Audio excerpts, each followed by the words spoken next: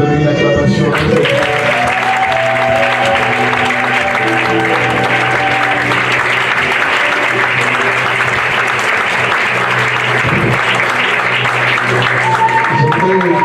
Que tu dises à un homme et une femme juste à tes côtés, tu es bienvenu.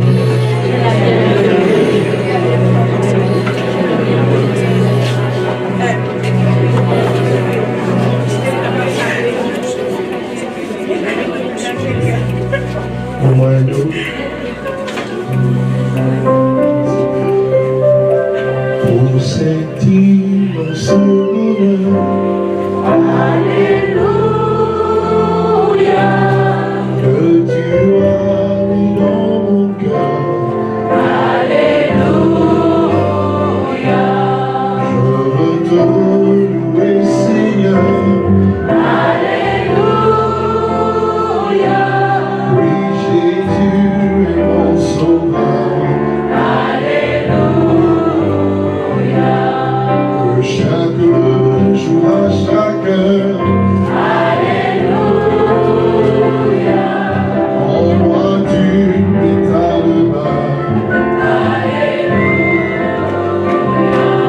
Que ma vie soit une fleur.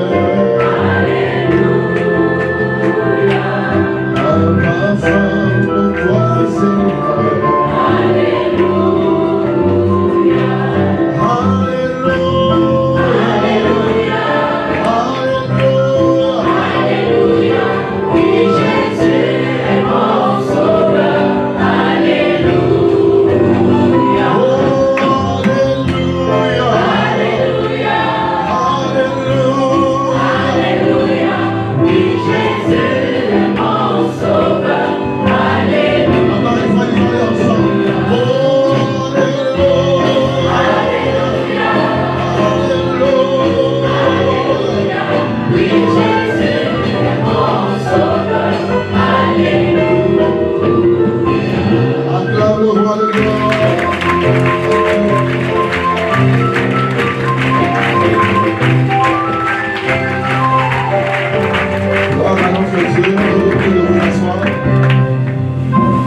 Merci.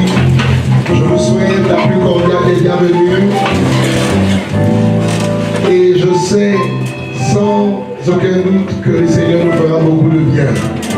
Alléluia. Alléluia. Bien celui qui est à côté de toi, il te fera du bien. Fais comme s'il ne t'écoute pas. Touche son épaule et dis, il te fera du bien. Amen. Alors, gloire à notre Dieu. Nous bénissons les Seigneurs.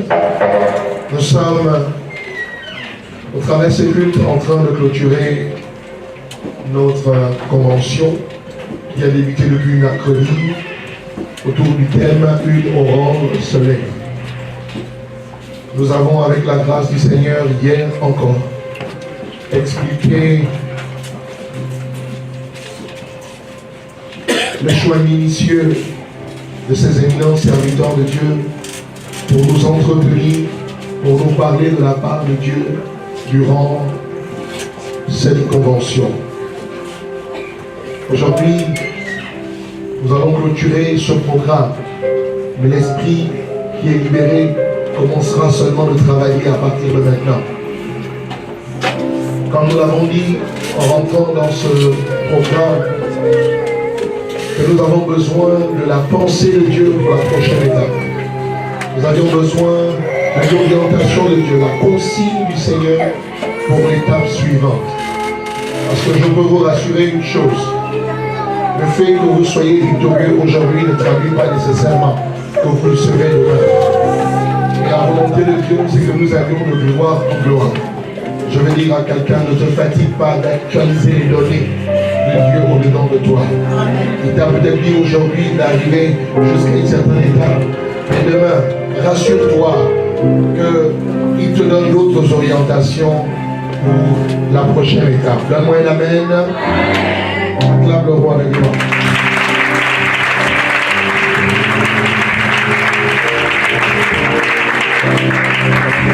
Comme l'a certainement dit l'officier de ce matin, tout à l'heure nous aurons une prédication nous inviterons un serviteur de Dieu pour nous communiquer la grâce de l'Éternel en ce jour de célébration à notre Dieu, et juste après le conseil d'ordination va se retirer pour se préparer pour la deuxième phase de ce rendez-vous qui nous rassemble ce matin. Amen. Amen. Je vous prie donc de vous lever, s'il vous plaît.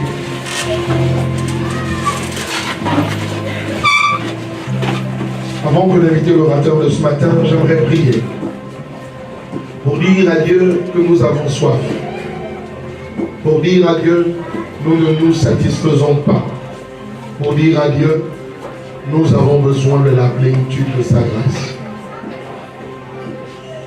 Si c'est ton cas, tu vas te connecter à ma prière, parce qu'il est question que le Seigneur fasse avec nous ce qu'il a résolu. Amen. Amen. Père, dans le nom de Jésus, nous rendons grâce à ton nom et nous savons que nous sommes privilégiés pour la convocation de ce matin, parce que tu ne passeras pas sans nous faire du bien, tu ne passeras pas sans redimensionner la foi des hommes, tu ne passeras pas sans rappeler ce qui convient pour un enfant de Dieu dans les temps où nous nous trouvons actuellement. Je prie dans le nom de Jésus, Seigneur, que ta parole nous fasse beaucoup de bien. Nous savons que tu es là, et parce que tu es là, nous avons l'assurance que les choses peuvent changer. Que toute l'honneur et la gloire te reviennent. C'est au nom de Jésus que nous avons prié. Amen. Alors aidez-moi à recevoir ce extra. Le révérend Xavier Mbouba, du centre d'évangélisation britannique.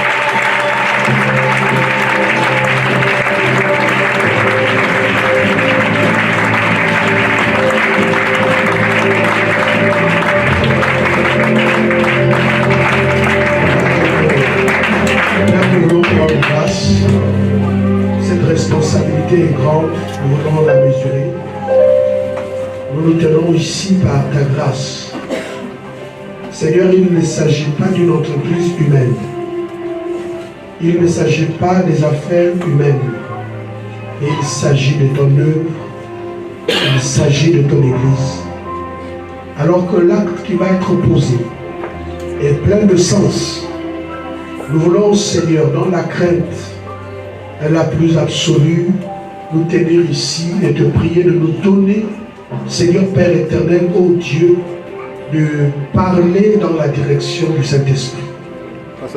Dieu d'éternité, merci pour ce que tu fais et merci pour la grâce que tu communiques au nom de Jésus-Christ de Nazareth.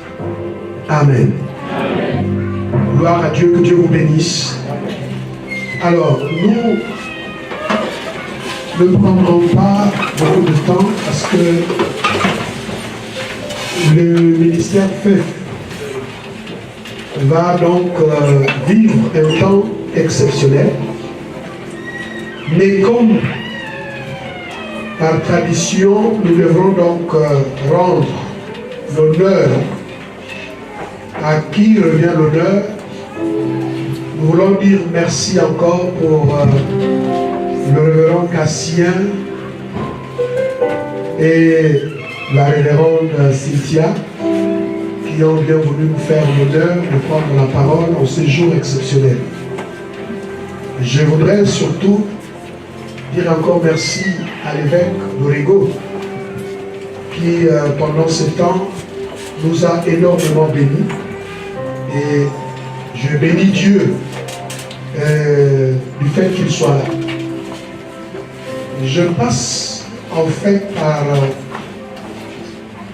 par cette remarque pour l'Église comme une leçon. Vous voyez, je voudrais encourager votre leader, le visionnaire, et le père de la maison, comme on le dit, d'avoir pensé à faire des choses comme elles doivent se faire selon que la Bible nous le conseille. La première convention ne pouvait pas se faire si l'évêque d'Orego n'avait pas mis son cachet. Vous savez,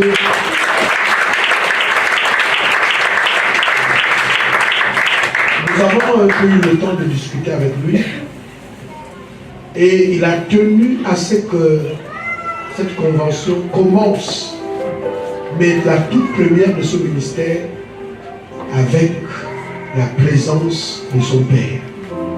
Comme pour dire qu'il n'y a pas de repère sans Père. Vous savez, j'apprécie énormément la sagesse de cet homme, c'est-à-dire l'évêque d'Orego. Moi, j'ai vu des ministères où lui lancer quelque chose, où libérer quelqu'un, c'était un problème. Il l'a fait, et la raison qu'il l'a fait, moi-même je me suis déplacé, je suis allé le voir à l'hôtel, je ne sais même pas s'il se souvient. Il ne l'a pas eu, même s'il y a la douleur d'un fils. Mais ce qu'il a dit, c'est que si c'est le Seigneur qui t'appelle à le faire, alors vas-y. Et il l'a accompagné. Et comme pour démontrer cet accompagnement, il est là présent pour la première convention. Je pense que ce genre de personnes, c'est pas facile, vous ne les trouvez pas facilement. J'en sais quelque chose. J'en sais quelque chose. Et moi, quand je vous parle, je ne suis même pas prêt que moi je peux faire comme il a fait. S'il a de mes fils là, bon papa, je vais t'accompagner, je veux juste le regarder. Mais c'est l'expérience et l'amour du royaume et l'amour de Dieu. Quand on comprend ça, on se dit, c'est Dieu qui gagne. Et je voudrais bénir le Seigneur. Est-ce qu'on peut acclamer le Seigneur pour ça?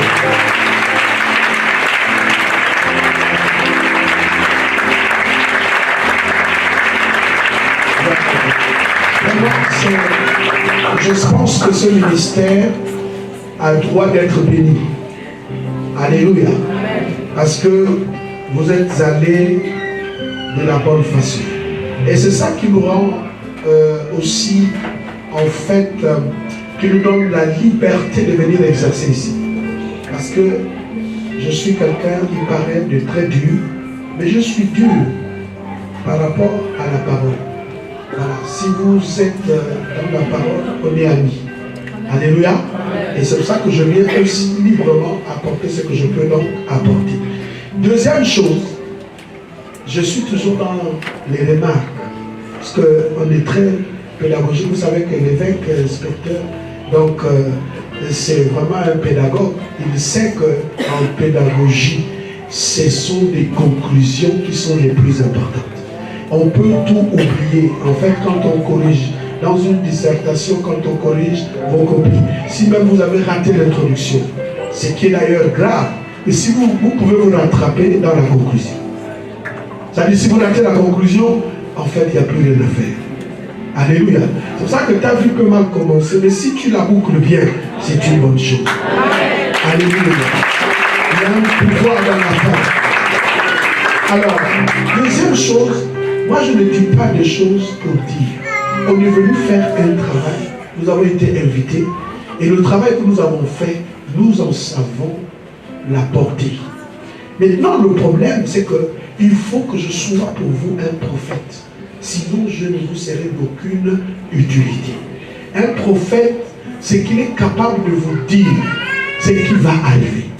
Ce qui va arriver, Jésus dit, vous êtes triste parce que je vous ai dit ce qui va arriver. Mais ne vous inquiétez pas. Mais je vous ai dit ça, afin que quand ces choses-là vont arriver, que vous soyez au moins préparés que c'est arrivé. Parce que dans l'église, souvent on pense que bon, tout est bon. Non. Là où il y a des grandes bénédictions, il y a aussi des grands combats.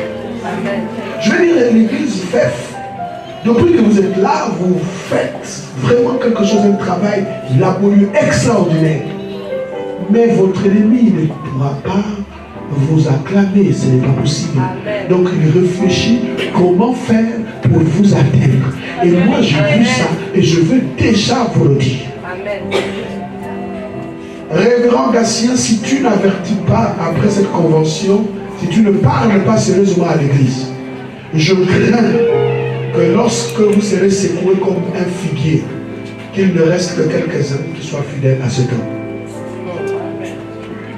Vous savez, être fidèle, et c'est ce que nous sommes venus faire, on va consacrer les nouveaux leaders qui vont accompagner la vision.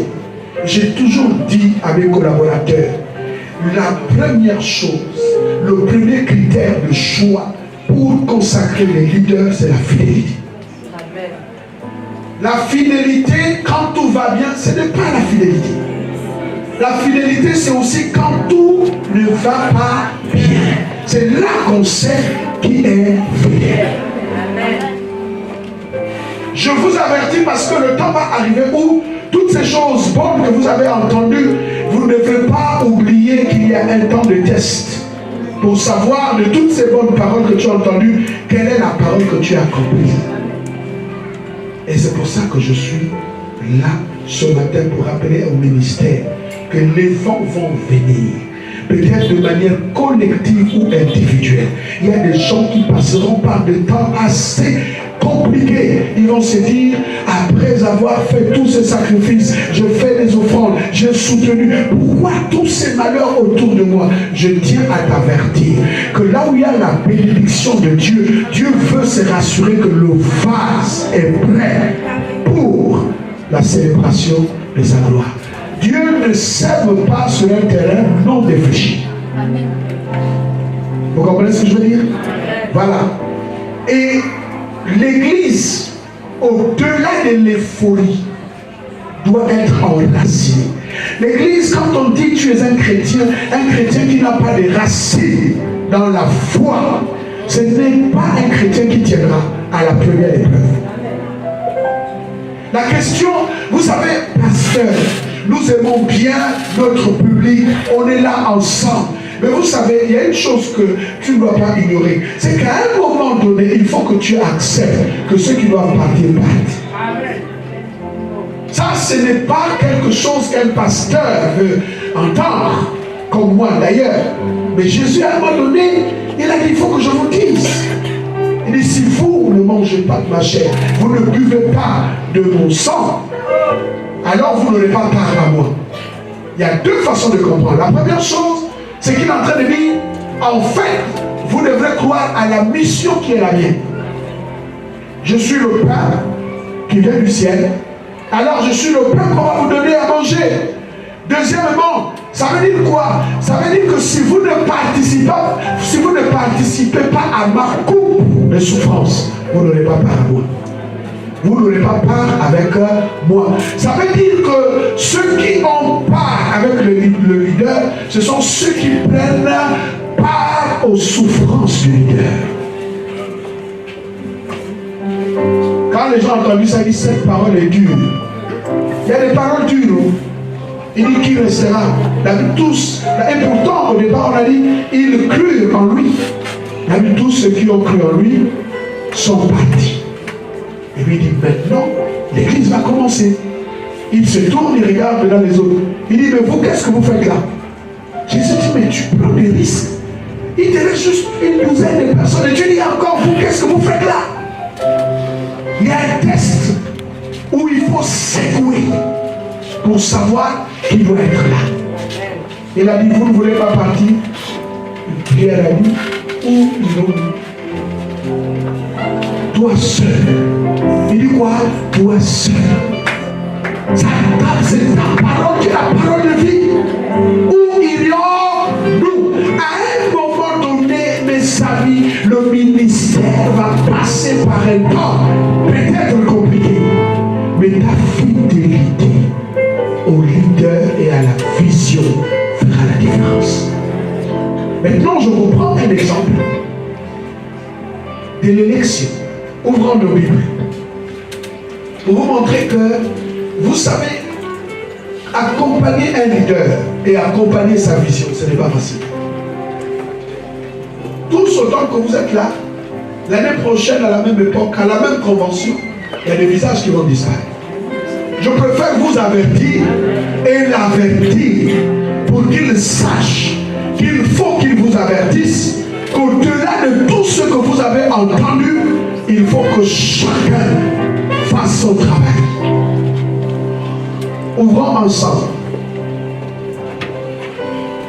Romains chapitre 9 verset 10. Romains 9, 10. Romains chapitre 9 verset 10. La Bible dit, de plus, tel a aussi été le cas pour Rebecca, qui a eu des enfants d'un seul homme, notre ancêtre d'Isaac. Les enfants n'étaient pas encore nés et n'avaient donc fait ni bien ni mal, afin que le plan de Dieu subsiste conformément à son choix et sans dépendre des œuvres, mais de celui qui a paix. Et la Bible dit, quand il a été dit à Rebecca, l'aîné sera asservi au plus jeune. De plus, il est écrit, j'ai aimé Jacob et j'ai détesté Ésaü. La question que nous devons donc nous poser, Ésaü a fait quoi pour que Dieu le déteste depuis le ventre de sa mère? Il n'avait encore rien fait, ni bien ni mal, que Dieu était déjà en colère contre lui.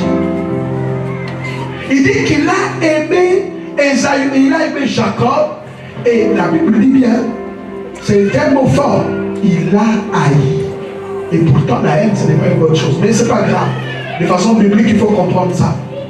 Il dit, il a aimé Jacob, mais il a haï Ésaü.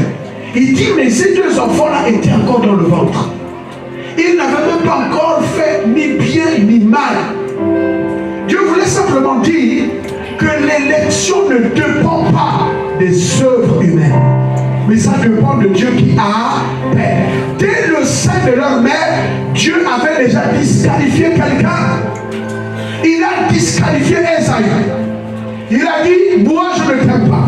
Regardez même plus grave encore, Malachie, parce qu'il faut absolument que j'aille vite. Malachie, et je vais donc lire à partir du verset 1. Il dit, message, parole de l'Éternel adressé à Israël par l'intermédiaire de Malachie. Je vous ai aimé, dit l'Éternel, et vous dites, en quoi nous as-tu aimé? Ésaü n'est-il pas le frère de Jacob? Est-ce que les deux ne sont pas issus d'un même ventre? Il dit, déclare l'Éternel, cependant, j'ai aimé Jacob et j'ai détesté Ésaü. J'ai livré ses montagnes à la dévastation, son héritage au chacal du désert. Si Édom prétend, nous sommes détruits, mais nous relèverons des ruines. Voici ce que dit l'Éternel, le maître de l'univers, qu'il le construise. Je démolirai et on les appellera pays de la méchanceté, peuple contre lequel l'Éternel est irrité pour toujours. Dieu est irrité contre quelqu'un pour toujours. Il n'a rien fait encore. C'est ce qui nous amène à savoir, dans le respect du mandat de Dieu, que nous sommes le choix de Dieu. Ça veut dire que notre qualification ne s'est pas faite sur la terre. Dieu nous a qualifiés dès que nous étions dans le sein de notre mère. Dieu nous avait déjà choisis et il nous a déjà appelés avant même que nous nous fissions même dans le ventre de notre mère. Dis à quelqu'un, vocation céleste. Regardez vous-même. Voici quelqu'un qui, avant même sa naissance, il est déjà rejeté. Voici notre personne qui, avant même sa naissance, il est choisi. Il est aimé. Et donc, quand Dieu nous appelle à servir, première règle que vous devrez retenir, c'est que là où Dieu t'appelle, il a aussi disqualifié. Vous ne m'avez pas suivi. Je dis, quand Dieu appelle quelqu'un, sachez une chose, que l'appel de Dieu nous amène à réaliser qu'il a aussi disqualifié d'autres personnes là où il nous a appelés. Donc c'est quand même grave de ne pas prendre l'appel de Dieu au sérieux. Cette vocation est une sainte vocation. Parce qu'il y a des gens, c'est ça que Dieu se dit, mais pourquoi vous n'arrivez pas à m'honorer?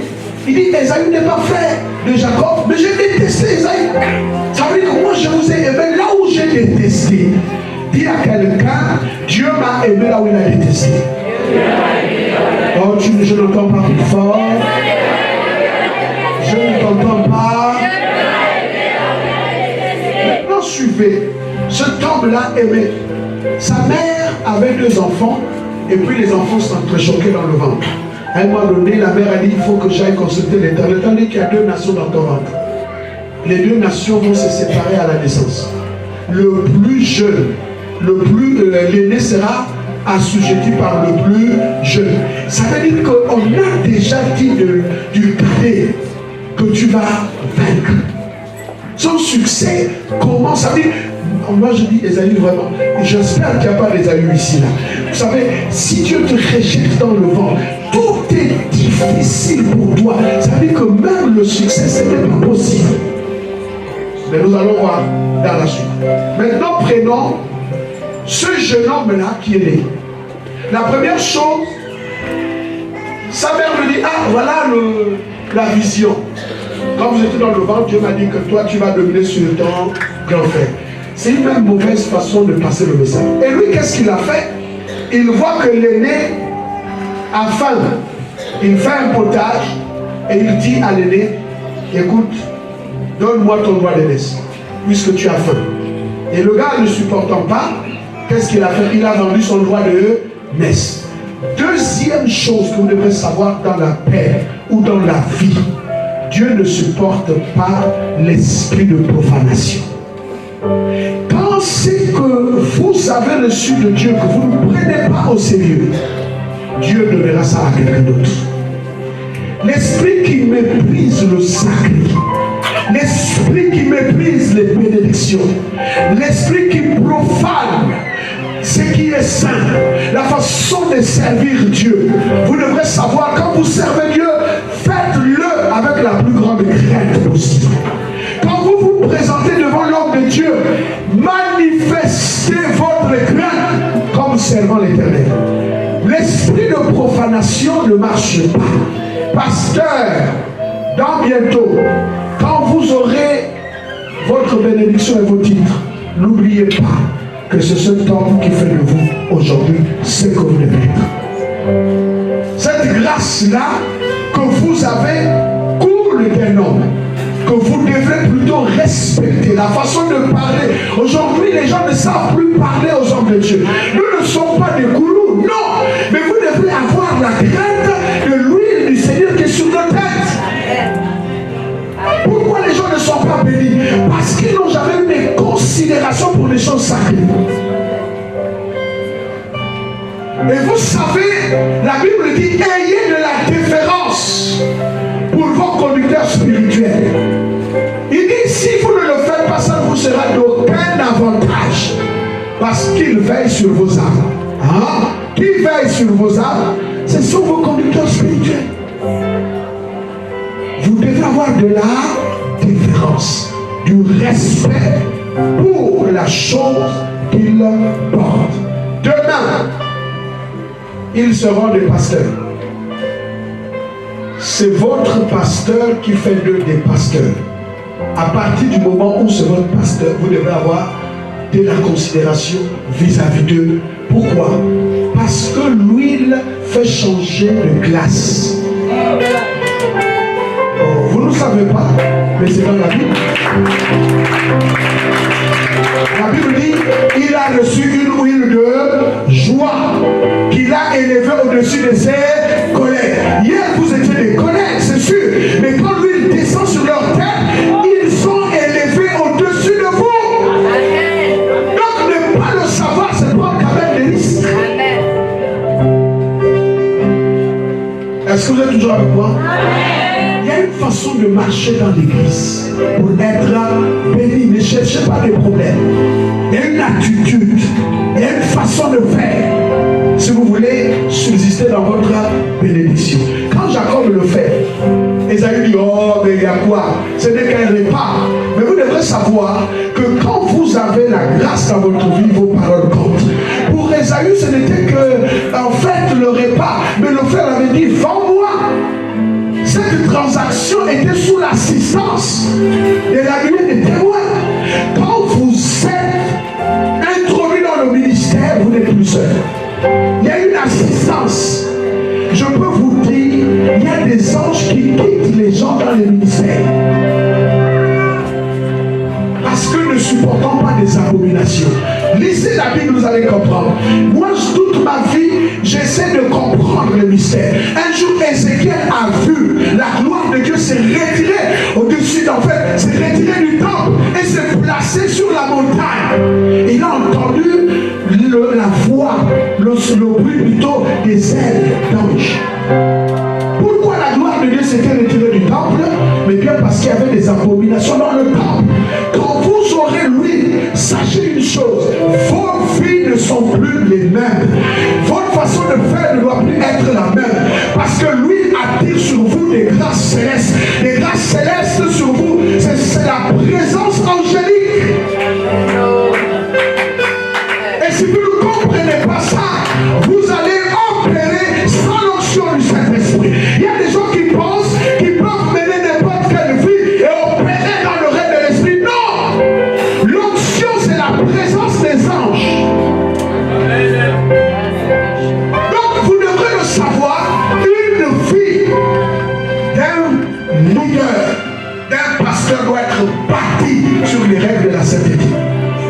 Si vous mélangez les pédales, vous entendrez le bruit des ailes, des anges qui se retireront de vous et vous serez un homme ordinaire. L'Église doit savoir.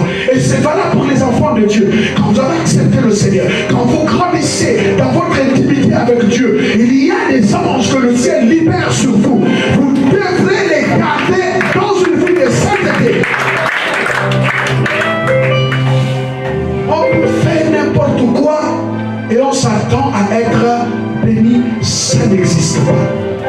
Vous savez, Jacob, quand il a eu le droit d'aînesse, et plus tard, son père voulait bénir son frère, il a encore usurpé la bénédiction de son frère. Et Isaac dit que j'ai béni ton frère à ta place.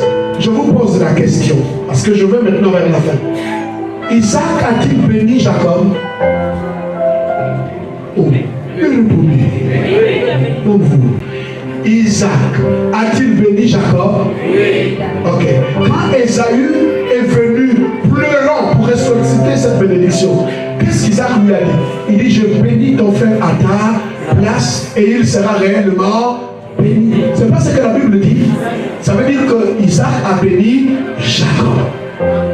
Quand Isaac, nous sommes au chapitre 27, nous passons au chapitre 28. Au chapitre 28, Isaac fuit la colère de son frère. Jacob l'appelle. Il bénit encore Isaac. Vous savez ça, non? Il appela Jacob et la Bible dit qu'il le bénit. Il dit que l'esprit, que la bénédiction d'Abraham soit sur toi. Donc, ça fait 3 fois que cet homme-là a été béni. Maintenant, écoutez-moi bien. Quand il s'en va,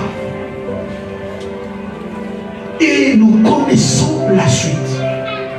Il a été choisi. Mais sa vie ne reflète pas au choix de Dieu. Prenons juste le texte de Genèse Et le dernier que je vais lire, Genèse chapitre 28, plutôt 38. Genèse 38, c'est que vous devrez savoir. Genèse 38. À partir, Genèse 38,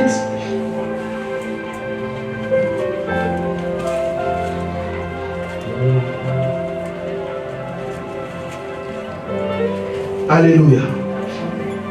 Genèse 38. J'ai dit Genèse quoi? Permettez-moi s'il vous plaît de me retrouver. Dans ce texte, on nous parle de la lutte de Jacob. Alléluia. La lutte de Jacob.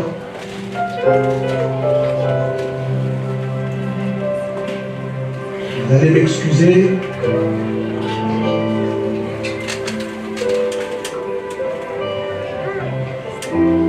Jacob, c'est donc Genèse, s'il vous plaît, 35. Excusez-moi.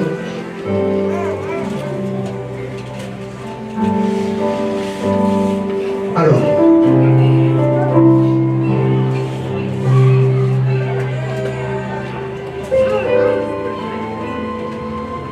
Bien. Cette fois-ci, c'est la dernière. Genèse 32, verset 25.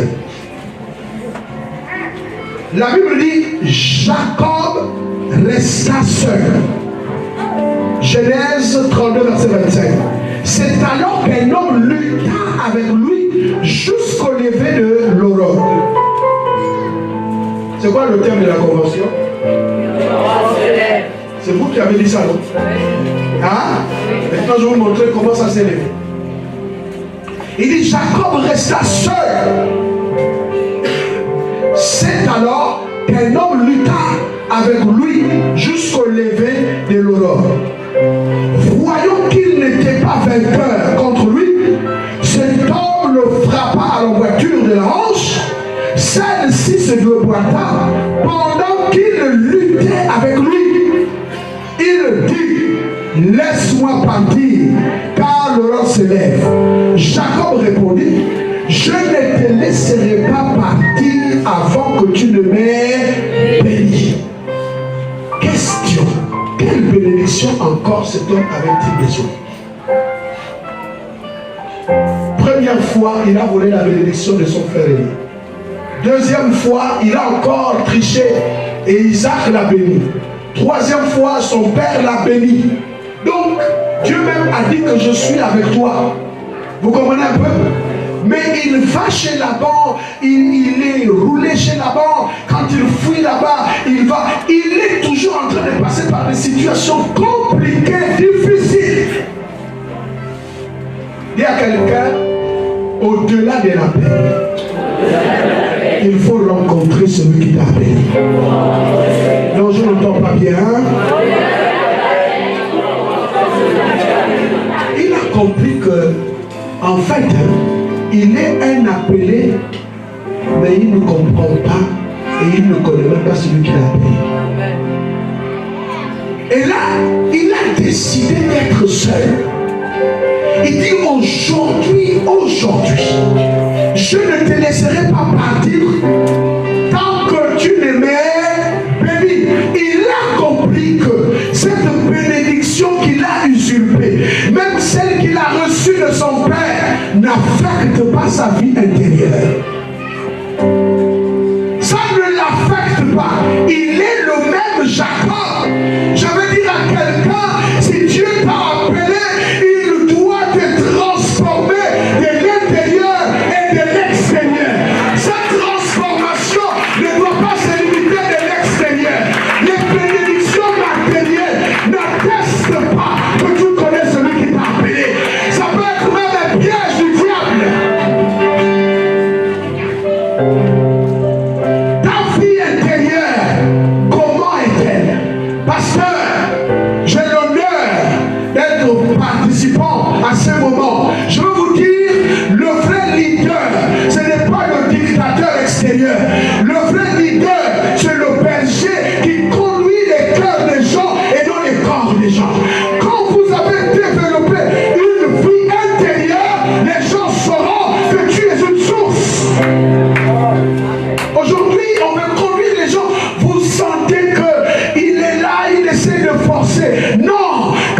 chose est en toi, tu ne forces pas. Les gens savent que c'est une source vers laquelle il faut se connecter.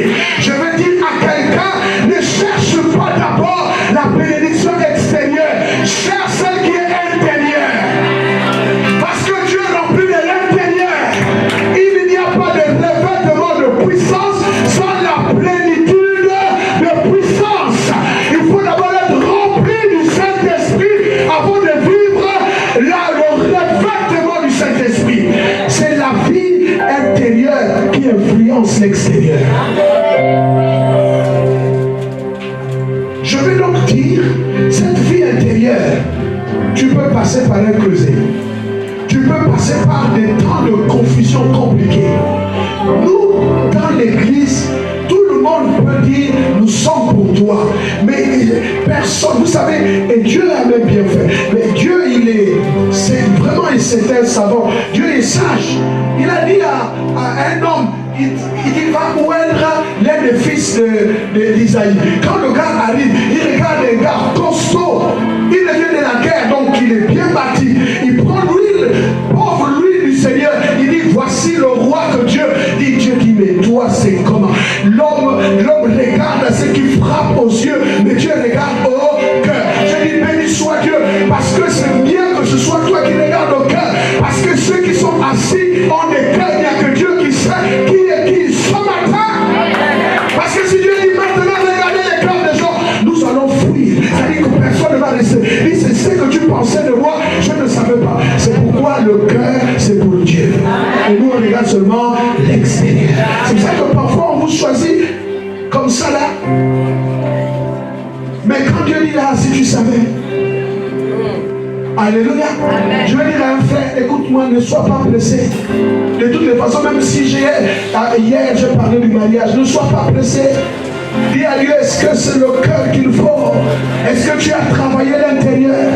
Papa, il ne faut pas suivre. Vous savez, parfois quelqu'un peut être longtemps à l'église et apprendre à parler comme les gens de l'église sans toutefois être né. Alléluia.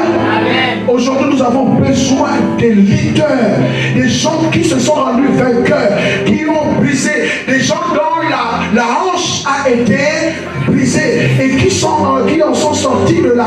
L'orgueil a été brisé. Vous savez, l'une des choses dans l'église, c'est l'orgueil. Si vous servez Dieu avec l'orgueil, vous n'irez nulle part. Si vous servez Dieu parce que vous êtes cupide, vous n'irez nulle part. C'est le cœur qui sert Dieu. Amen. Amen. Vous savez, je veux dire, même quand on vient là, tu prends le micro. Il ne faut pas avoir la voix comme la mienne. Tu commences à dire, c'est pas ça là. Le micro là, ça amplifie n'importe quelle voix. Mais le micro de Dieu est branché dans le cœur. J'ai vu dans mon assemblée, les gens ne forcent pas. Parce que le cœur sensible à Dieu se reconnaît par des choses. Le passé de Dieu est dans le cœur. C'est là qu'il a répandu son Saint-Esprit. C'est là qu'il a répandu sa gloire. Je suis en train de dire à Fête, si vous voulez être un ministère fort, soyez travaillés de l'intérieur. Même si vous ne dites pas Amen, mais je dis Amen à mon message ce matin. Alléluia. L'église. J'ai terminé pour vous dire, Dieu a des problèmes. La tribu de Judas existait encore, puisque vous l'avez sacré comme le symbole de l'adoration dans l'église. Il y a même des églises, on dit, les chantres, vous êtes la tribu de Judas. Je ne sais pas où est-ce qu'ils ont lu les Écritures pour dire que les chantres, c'est la tribu de Judas. Parce qu'ils sont des chanteurs. Il faut bien lire la Bible. Judas, sa particularité, ce n'est pas la louange, même si c'est la signification de son nom. Non. Judas, sa particularité, c'était la royauté. Mais la louange L'adoration, c'est l'ensemble des tribus d'Israël, parce que Dieu tire sa gloire dans ces tribus-là. Et vous devrez vraiment le savoir. Je ne suis pas en train de dire, je dis, mais comment Dieu dit qu'il cherche des vrais adorateurs? Donc il s'est rendu compte que tout le monde là adore, mais vraiment il n'y a rien. Il est à la recherche des vrais adorateurs. Encore une fois, vous devrez savoir, l'adoration ce n'est pas le chant, non. Le chant va dire, qui quoi là, voilà. Et comment on s'assoit, c'est pas ça la louange. Tu peux même dire à Dieu, juste le chant en livre encore. Je t'aime, tu le sais. Et puis les autres sont là, tu es un blagueur. Tu aimes Dieu et tu t'accroches aux choses du monde. Tu aimes Dieu et le monde est en toi. L'église est devenue mondaine. Vous savez, et je veux le dire, pasteur, si vous voulez avoir une église, vous devez déconnecter les gens de la valeur du monde. Est-ce que vous savez, et là je suis dans mon élément, mais vous savez que le mariage c'est une valeur mondaine? Oh, le mariage est une valeur mondaine. L'église est devenue trop mondaine. Là vous me regardez? Oui, allez lire la Bible. La Bible dit que celui qui se marie cherche les choses du monde. Hein? Donc quand tu veux te marier là, tu cherches les choses du monde. Mais celui qui cherche les choses du monde est mondain. Mais celui qui est célibataire, la Bible dit clairement, cherche à plaire à Dieu. Donc quand on fait les complexes, tu peux acclamer, je n'ai pas de problème avec ça. Même si tu ne te maries pas, ce n'est pas la fin de l'histoire. Parce que le diable sait qu'il va vous trouver sur des choses légitimes. Comme le mariage, comme le travail, comme toutes ces choses qui enlèvent l'adoration. Quand vous dites au diable, tu peux tout prendre, je continue à adorer Dieu. Il dit avec lui là, je n'ai même pas de chance pour gagner, le renverser. Voici l'église. Oh non, allez, oh non, il y a des gens ici et on brise l'esprit du célibat. C'est un mensonge. Tous les célibataires ne sont pas victimes de l'esprit du célibat. Le combat spirituel, c'est un désordre. Vous devrez le voir la Bible. Il y a des gens, la Bible dit que chacun